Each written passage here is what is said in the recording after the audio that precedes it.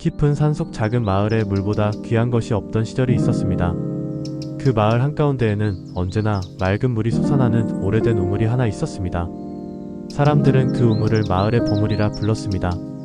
그 우물을 돌보는 사람은 젊은 청년이었습니다. 청년은 누구보다 성실했습니다. 새벽이 밝기도 전에 일어나 우물을 정리하고 깨끗한 물을 길어 커다란 항아리에 담았습니다. 하지만 그는 누구에게도 쉽게 물을 나누어 주지 않았습니다. 내가 힘들게 지켜온 물이다. 남에게 나누다 보면 언젠가는 모두 없어질 것이다. 그렇게 생각하며 살아왔습니다. 마을 사람들도 그의 마음을 알았기에 목이 말라도 쉽게 부탁하지 못했습니다.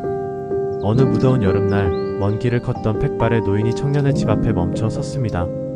노인은 힘없이 말했습니다. 젊은이, 물 한 바가지만 얻을 수 있겠는가? 청년은 잠시 우물을 바라보다가 고개를 저었습니다.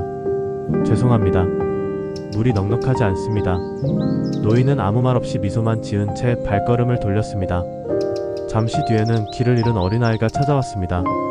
아이의 입술은 메말라 있었고 얼굴에는 지친 기색이 가득했습니다. 아저씨, 물 조금만 주세요.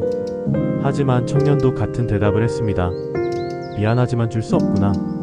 아이는 실망한 표정으로 천천히 마을을 떠났습니다. 며칠이 지나도 청년의 마음은 변하지 않았습니다. 그러던 어느 날 저녁, 노을이 산을 붉게 물들이고 있을 때 한 수행자가 조용히 마을에 들어왔습니다. 그분은 바로 부처님이셨습니다. 부처님은 아무 말씀도 하지 않으신 채 우물 앞에 서서 한참 동안 물속을 바라보셨습니다. 청년은 의아한 마음에 물었습니다. 부처님, 제 우물에 무슨 문제가 있습니까? 부처님은 미소를 지으며 말씀하셨습니다. 젊은이여, 우물 안을 다시 한번 자세히 들여다보아라. 청년이 우물을 들여다보자 놀라운 일이 벌어지고 있었습니다. 늘 수정처럼 맑던 물이 어느새 흐려져 있었고 바닥에는 검은 흙이 떠다니고 있었습니다. 청년은 당황하여 말했습니다. 이럴 리가 없습니다. 어제까지만 해도 물이 맑았습니다. 부처님은 조용히 말씀하셨습니다. 흐르지 않는 물은 결국 탁해진다. 사람의 마음도 이와 같다. 베풀지 않는 마음은 처음에는 단단해 보이지만 시간이 지날수록 메말라 간다. 욕심은 마음을 가득 채우는 것 같지만 결국 마음을 탁하게 만든다. 청년은 아무 말도 하지 못했습니다. 부처님은 다시 말씀하셨습니다. 우물은 물을 퍼낼수록 새로운 샘물이 솟아난다. 사람의 마음도 사랑과 친절을 나눌수록 더욱 맑아진다. 잃는 것이 아니라 새로운 행복이 채워지는 것이다. 그날 밤 청년은 잠을 이루지 못했습니다. 자신이 돌려보냈던 노인의 얼굴이 떠올랐고 목이 말라 울먹이던 아이의 모습도 떠올랐습니다. 처음으로 자신의 마음이 우물보다 더 메말라 있었다는 사실을 깨달았습니다. 다음날 아침, 청년은 우물 앞에 작은 나무 표지판 하나를 세웠습니다. 목마른 사람은 누구나 이 우물의 물을 마실 수 있습니다. 그날부터 여행객이 찾아오면 시원한 물을 건네주었고 노인이 오면 먼저 물동이를 채워드렸으며 아이들이 지나가면 환한 미소와 함께 물을 나누었습니다. 신기한 일이 일어났습니다.